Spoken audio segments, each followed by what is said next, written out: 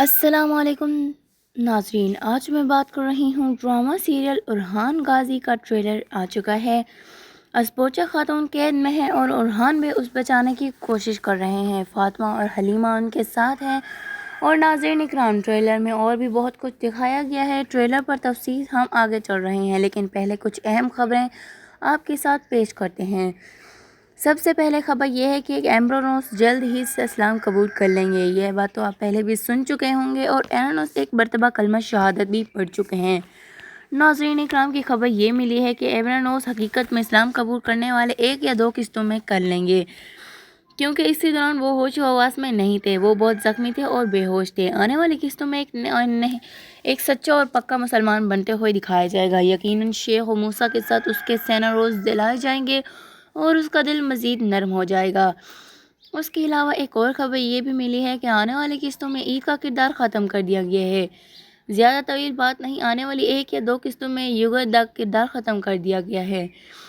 Trailer میں آپ نے دیکھا کہ فلاویوس اور یوگا آمنے سامنے آ چکے ہیں اور یوگدپ وہاں سے نیچے گر گیا ہے۔ فلاویوس نے اسے پکڑنے کی کوشش بھی کی ہے مگر وہ گر گیا ہے۔ ممکن ہے وہ گر کر مر جائے یا فلاویوس اسے قتل کر دے۔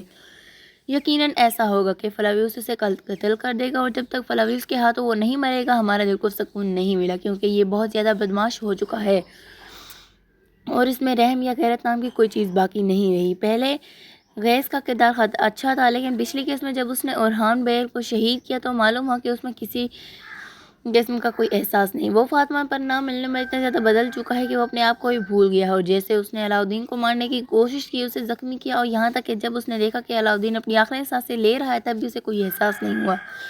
اگر اس میں تھوڑی سی بھی عقل ہوتی، تھوڑا سا شعور یا تھوڑی سی غیرت ہوتی تو اس نے جو نمک کھایا تھا علاؤدین بے کا کم از کم کچھ نہ کچھ تو اس کا خیال رکھتا۔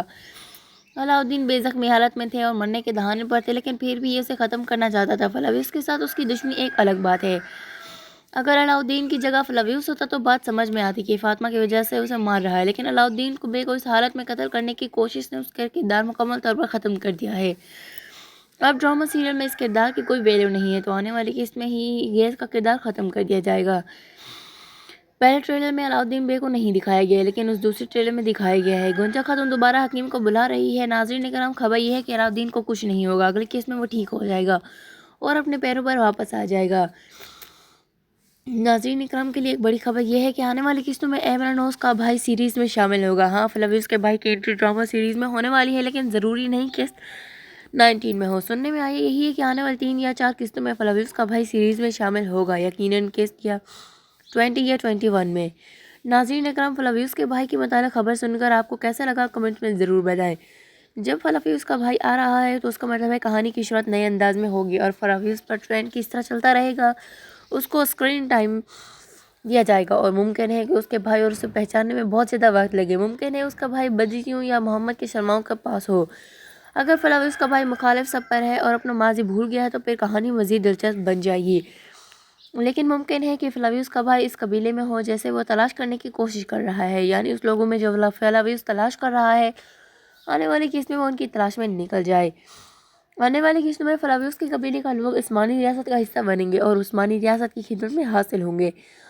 اب بڑھتے ہیں ٹریلر کی طرف۔ ٹریلر کے شروع میں اسپوچا خاتون کو قید خانے میں دکھایا گیا ہے اور اسپوچا نے خدا کے بعد اب میرے پاس تمہارے سوا کوئی نہیں ہے جس پر میں اعتماد کر سکتی ہوں۔